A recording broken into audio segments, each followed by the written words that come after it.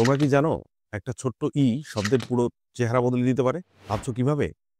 আজকে আমি তোমাদের একটা ছোট্ট ম্যাজিক শেখাবো, যেখানে শুধু যোগ করলে শব্দ হয়ে যায় নতুন। Let's see the magic.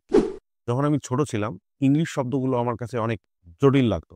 একদিন আমি ম্যাথ শব্দটা শিখছিলাম, তখন আমার শিক্ষক আমাকে বললেন, যদি এখানে একটা যোগ করি তাহলে এটা হয়ে যাবে মেইড।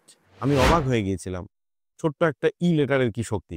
এখানে একটা ছোট্ট পরিবর্তনই শব্দটির পুরো মানে বদলে দিয়েছে।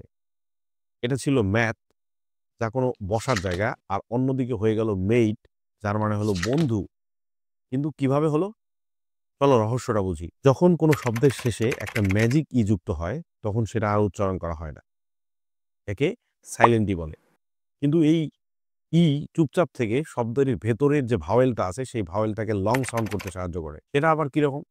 ম্যাট শব্দটিতে এর শর্ট সাউন্ড হয়েছে, কিন্তু এখানে ম্যাজিক থাকায় এর লং সাউন্ড হয়েছে। এর লং সাউন্ডটা কি? এই লং সাউন্ডটা হচ্ছে এই। এজন্য এটা হয়েছে মেইট। ম এই ঠ, মেইট। ম্যাট থেকে মেইট। এখন ভাবো হ্যাট শব্দটা, এর মানে টুপি। যদি সেখানে একটা যুক্ত করি, তো কি হবে? ঠিকই ধরেছ, শব্দটি হয়ে যাবে হেইট।